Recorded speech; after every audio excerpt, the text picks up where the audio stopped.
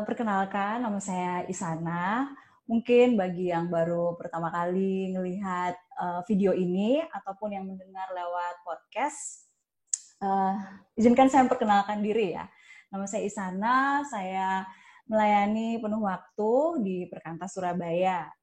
Nah, hari ini saya tuh mau membagikan sebuah konten tentang waktu teduh atau saat teduh.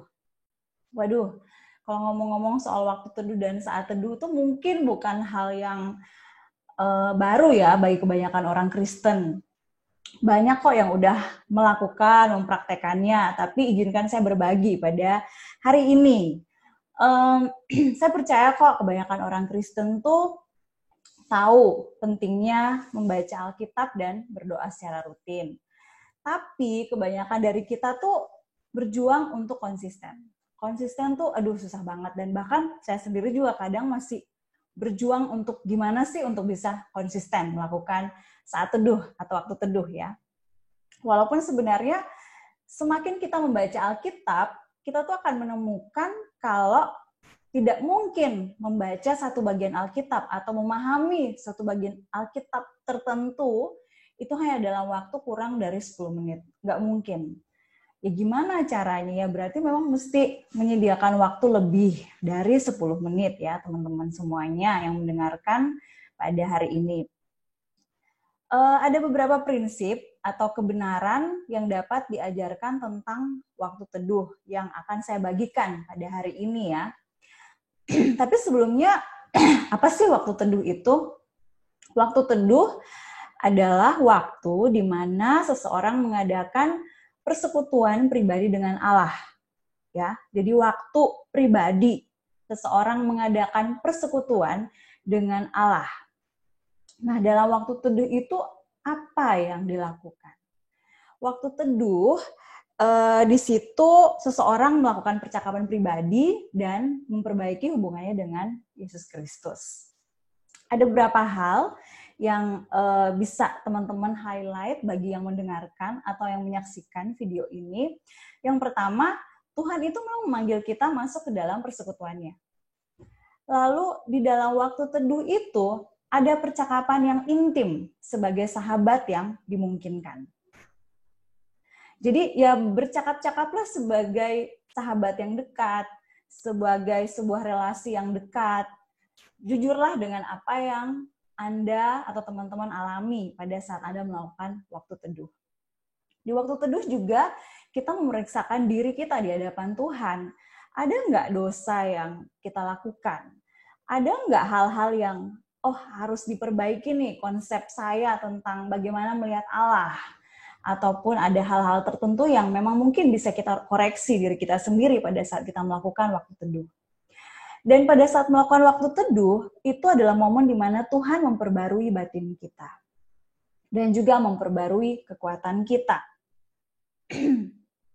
Dalam waktu teduh, saya sih memaknai sebagai momen di mana jiwa saya itu diberi makan secara rohani. Jiwa yang mungkin saat ini ya, di tengah-tengah social distancing, kuliah from home, atau bekerja from home, saya secara pribadi itu diberi makan secara penuh. Karena mungkin penuh kekhawatiran, mungkin penuh pemikiran-pemikiran, aduh gimana ya masa depan, aduh gimana nih kondisi ekonomi, sebagainya. Tapi pada saat melakukan waktu teduh, saya sendiri merasa jiwa saya diberi makan secara penuh oleh Allah. Nah, banyak yang juga bertanya, oke, kalau gitu apa sih yang harus dilakukan Kak Isana untuk melakukan waktu teduh? Yang pertama tuh adalah siapkan hati. Hati tuh harus siap dulu, teman-teman. Ibaratnya kalau kita mau ketemu orang penting kan kita harus tenang ya. Misalnya kita dari mana kayak gitu datang, keringetan, masih aduh gimana gopo dengan segala macam. Kita mesti tenang dulu, rileks dulu, baru bisa menyampaikan segala sesuatu atau berpikir dengan jernih. Demikian juga pada saat kita mau melakukan waktu teduh, ya kita harus tenang dulu. Hati kita harus tenang, kita harus menyingkirkan hal-hal yang membuat kita tuh nggak fokus. Kebanyakan mungkin ada yang bangun tidur tuh langsung lihat handphone, langsung lihat WA, langsung lihat grup, Instagram, update apa, segala macam, itu disingkirkan dulu. Tapi ada juga nih beberapa mahasiswa yang saya tahu dia itu ngekos dan share room atau kamar itu bukan hanya dia yang tempati, atau apa maksudnya, kamar itu bukan hanya dia yang tempati tapi berbagi dengan teman yang lain kayak gitu. Nah, kalau seperti itu sih menurut saya bisa dua hal. Yang pertama, teman-teman melakukan waktu teduh atau saat teduh pada saat teman kalian sudah tidur. Atau kalau yang kedua, ya jujur aja ngomong apa adanya. Aku mau baca Alkitab nih, atau aku mau berdoa nih, nggak apa-apa ya, semoga kamu nggak terganggu ya, atau jangan ganggu aku ya. Mungkin cara kayak gitu agak-agak susah ya diterapkan untuk anak-anak sekarang, tapi ya memang gimana, kita harus ngomong supaya kita bisa memiliki waktu teduh itu. Kembali ya, yang pertama tuh siapkan hati. Mesti benar-benar tenang, dan teman-teman bisa memulai dengan doa seperti ini. Contohnya, Tuhan, sucikan hatiku sehingga kau dapat berbicara kepadaku lewat firman-Mu. Buatlah agar pikiranku siap, jiwaku aktif, dan hatiku dapat berespon dengan tepat. Lingkupiku dengan kehadiran-Mu selama saat teduh ini. Jadi minta Tuhan untuk menolong kita pada saat kita melakukan saat teduh, agar kita fokus, kita bisa mendengar apa yang mau Tuhan nyatakan lewat firman Tuhan ya. Dan agar kita bisa berespon dengan tepat terhadap firman Tuhan atau kebenaran yang kita renungkan pada momen saat teduh itu. Itu step yang pertama ya teman-teman. Lalu step yang kedua adalah mendengarkan Allah. Mendengarkan Allah. Nah, mendengarkan Allah ini lewat apa? Apakah lewat mimpi? Apakah lewat bisikan-bisikan? Enggak. Mendengarkan Allah yaitu lewat firman Tuhan. Yaitu lewat pembacaan firman Tuhan atau pembacaan Alkitab. Aduh Kak, tapi aku malas, nggak suka baca Alkitab. Alkitab itu seperti tulisan-tulisan kecil yang tidak ada gambar dan sebagainya. Teman-teman, ada banyak cara kok untuk bisa kita menikmati Alkitab ya. Bisa teman-teman cari Alkitab bergambar, ataupun kalian bisa menggunakan versi bahasa Indonesia sehari-hari, itu juga cukup mudah untuk dipahami, tapi tetap berjalan bersamaan dengan terjemahan baru ya, LAI kayak gitu. Jadi carilah cara-cara untuk bisa kita menikmati firman Tuhan itu. Dan teman-teman mesti memiliki pemikiran bahwa kebutuhan terbesar kita itu adalah mendengar firman Allah. Izinkan firman Allah memberikan nyala di hatimu. Dan pada saat kita membaca firman Tuhan, itulah momen di mana kita bertemu dengan pencipta kita. Nah, lalu bagaimana sih untuk melakukan saat teduh itu? Kan katanya mendengarkan Tuhan. Itu caranya gimana? Oke, ada beberapa step yang mau saya bagikan pada teman-teman. Yang pertama, misalnya kita udah tentukan ya, kita mau membaca satu perikop. Misalnya hari ini saya saat teduh dari Roma 5 ayat 6 sampai 11. Oke, saya tentukan Roma 5 ayat 6 sampai 11, saya baca dan berulang-ulang saya baca. Jika memungkinkan, teman-teman bisa membaca bukan hanya ayat 6 sampai 11, tapi teman-teman membaca Roma 5 secara full. Kayak gitu, untuk bisa semakin memahami makna dari pasal itu atau makna dari perikop itu. Lalu teman-teman bisa menentukan cara merenungkannya. Bisa dengan metode BGA atau baca gali Alkitab, atau dengan ya udah cari aja dari beberapa ayat itu, ayat mana nih yang paling berkesan bagi teman-teman. Atau ada nggak ayat-ayat kunci dari beberapa ayat tersebut. Ini poinnya agar terbiasa dulu untuk melakukan waktu teduh itu. Dan poin yang ketiga adalah jangan lupa untuk menuliskan hasil perenungan atau menuliskan kebenaran-kebenaran yang diperoleh. Saya percaya banget pada saat seseorang merenungkan firman Tuhan, ada kebenaran yang kita renungkan, ada aja yang kita dapatkan. Nah, insight-insight itu jangan lupa ditulis, teman-teman. Karena itulah berkat rohani dari Tuhan sendiri, dan otak kita ini tidak mudah untuk mengingat saat teduh kita. Misalnya tahun lalu di tanggal 21 April hari ini, yang 21 April 2019, apa yang kita ingat? Nah, itu agak susah ya untuk kita terus ingat, tapi dengan mencatat itu sangat baik. Kalau saya mencatat dan saya ada folder-foldernya saya taruh di handphone, saya catat di handphone, lalu saya pindahkan ke laptop supaya saya ada nih folder-foldernya untuk setiap tahun, setiap bulan. Jadi bisa kita telusuri nih perjalanan hal-hal yang Tuhan bicara kepada kita secara pribadi lewat mencatat. Nah, untuk bisa semakin memahami apa yang kita renungkan, apa yang kita baca, ada beberapa pertanyaan penolong sehingga kita tuh bisa fokus, tidak tiba-tiba kepikiran tugas atau kepikiran dosen, enggak ya. Jadi bisa ada beberapa pertanyaan penolong. Yang pertama, apakah firman Tuhan yang saya baca itu berisi janji Tuhan yang harus saya imani? Janjinya apa? Jadi coba cari, ada nggak janji tertentu yang memang saya dapat dari pembacaan firman Tuhan itu? Atau ada nggak teguran yang harus saya waspadai? Ada nggak teguran yang harus saya waspadai? Nah, itu teman-teman bisa cari.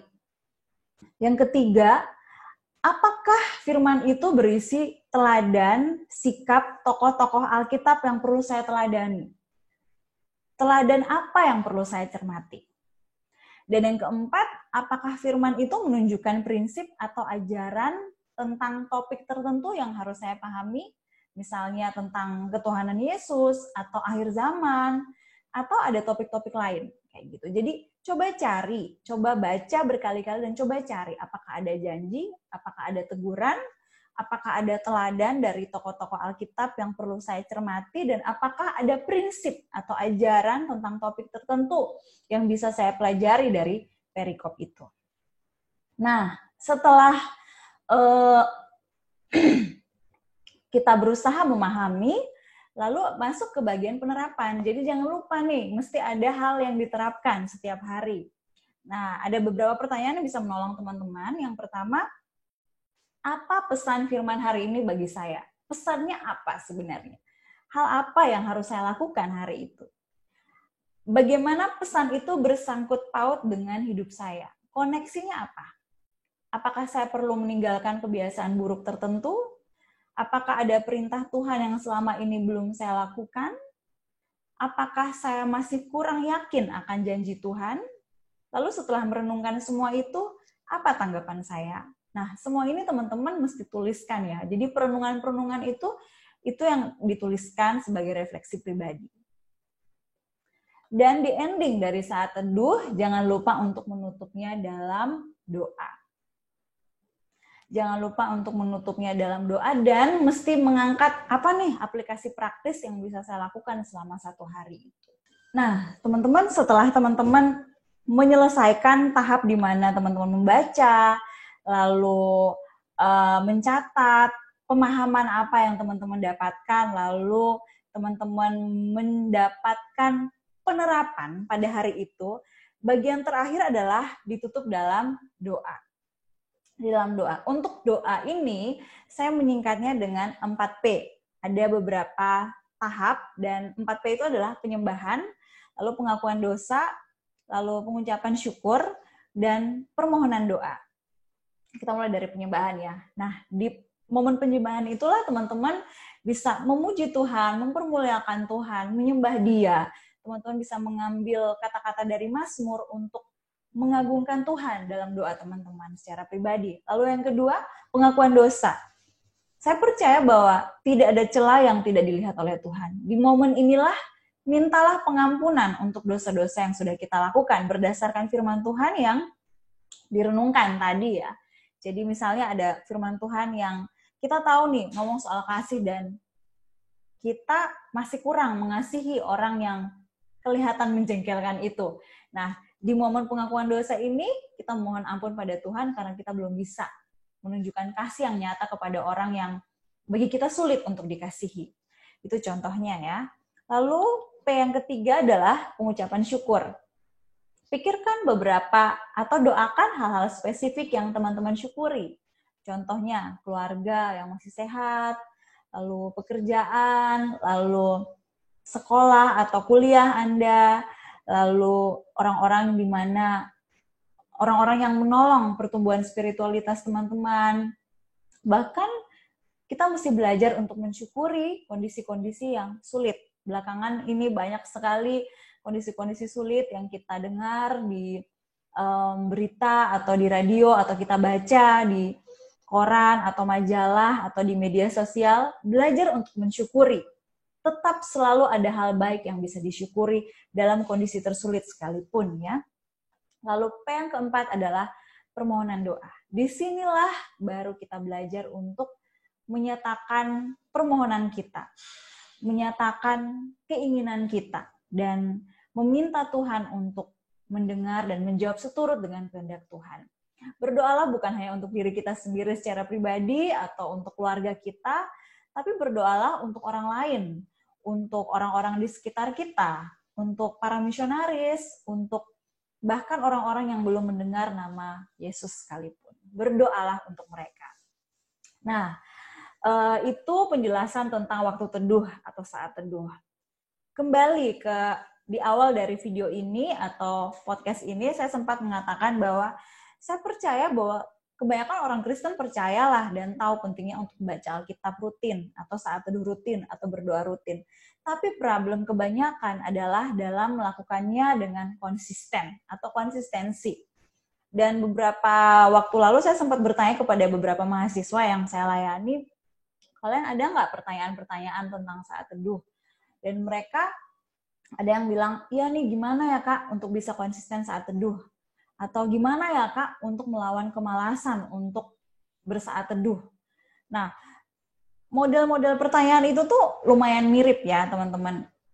Bagaimana untuk bisa konsisten, bagaimana supaya nggak malas, itu mirip ya, mirip. Dan saya juga kadang itu bergumul ya, terutama di masa-masa work from home. Saya udah lebih dari sebulan bekerja di rumah, semuanya online, KTB online, rapat online, semuanya online. Agak keteteran, maksudnya itu yang terbiasa bangun pagi dan beraktivitas di luar rumah, ini sekarang bangun pagi dan semua itu di rumah. Bangun dan semua di rumah. Jadi agak-agak bingung pada saat awal-awal mengatur ritme hidup kayak gitu. Nah, poin ini saya kembalikan lagi kepada kita semua kayak gitu. Pertanyaan yang paling penting adalah jam berapa Anda bangun setiap pagi? Penting nih untuk dipikirkan. Jam berapa Anda bangun setiap pagi? Ya. Apa yang teman-teman lakukan langsung pada saat teman-teman bangun pagi? Main HP, balas WA, atau apa kayak gitu ya.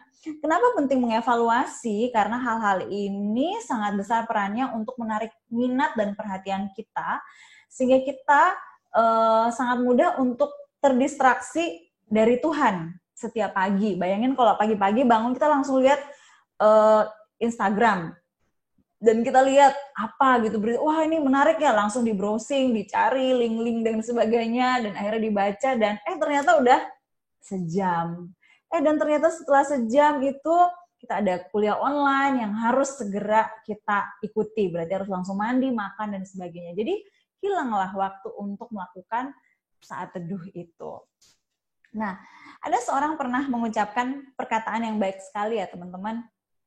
Kata-katanya gini, berapa besar kasih seseorang kepada Tuhan? Pertama dapat dilihat dari pilihannya antara tempat tidur dan Tuhan. Anda lebih mengasihi tempat tidur ataukah lebih banyak mengasihi Tuhan? Orang yang lebih mengasihi tempat tidur akan tidur lebih lama lagi. Jika lebih mengasihi Tuhan, dia akan bangun lebih pagi lagi. Kita harus memilih, lebih mengasihi tempat tidur atau lebih mengasihi Tuhan. Kita harus memilih, saya ulangi ya, lebih mengasihi tempat tidur atau lebih mengasihi Tuhan. Jika teman-teman lebih mengasihi Tuhan, teman-teman harus belajar untuk bangun lebih pagi. Kenapa sih orang Kristen harus bangun pagi-pagi?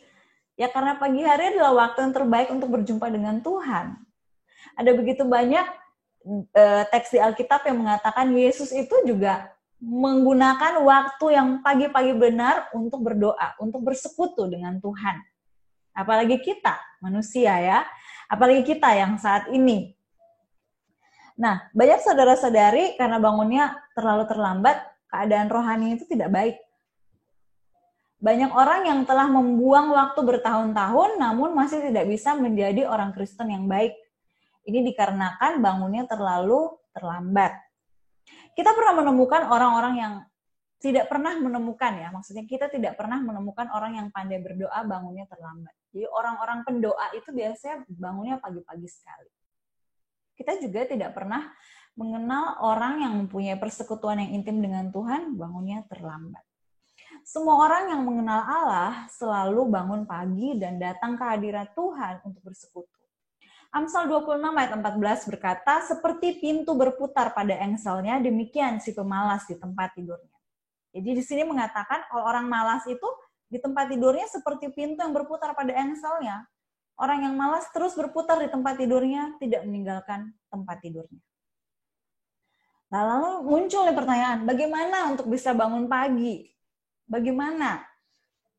Ya sebenarnya cukup simpel ya. Untuk bangun pagi ya, hal pertama yang harus teman-teman lakukan adalah tidur malamnya mesti lebih awal. Tidur malamnya lebih awal. Jika teman-teman tidurnya larut di malamnya, untuk berharap bisa bangun pagi itu agak kecil ya kemungkinan. Agak kecil kemungkinan. Dan bahkan saya tahu beberapa orang itu yang semenjak work from home atau school from home ini, insomnia, jadi tidak bisa tidur awal. Jam 10, jam 11 tuh nggak ngantuk, biasanya itu tidurnya malah pagi, subuh. Bisa bayangkan bangunnya keesokannya itu gimana ya. Kalaupun bangun pun tapi mungkin pusing, kalau tidak terbiasa dengan ritme hidup seperti itu mungkin pusing ya, agak nggak fokus, atau bisa juga sakit kayak gitu, karena tidurnya nggak cukup.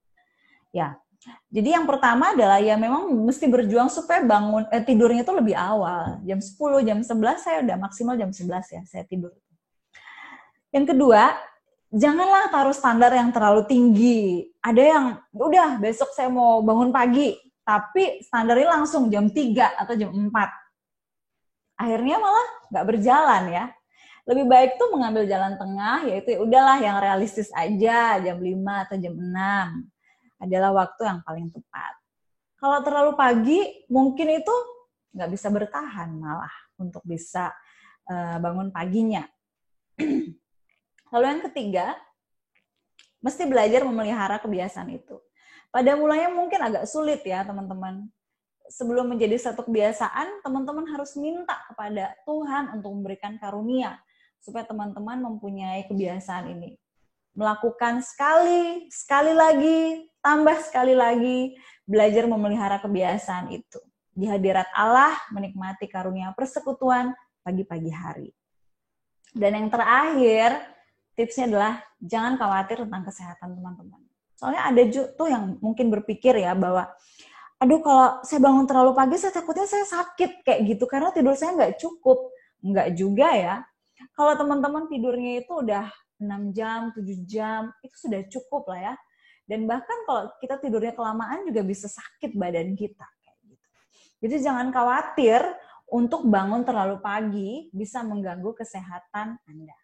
Mungkin malah karena kekhawatiran Anda yang membuat Anda kurang sehat. Nah, sekian isi video ini dan podcast ini. Semoga menolong teman-teman untuk memiliki waktu teduh yang rutin dan bisa diaplikasikan. Kalau ada pertanyaan bisa langsung ke IG Kaisana ya. Bisa langsung bertanya aja di situ kalau ada hal-hal yang kesulitan atau misalnya butuh bahan atau penuntun untuk melakukan waktu teduh yang mudah, yang tidak membosankan, yang aplikatif, bisa chat aja atau DM aja secara pribadi di IG Kaisana. Oke, terima kasih. Tuhan berkati.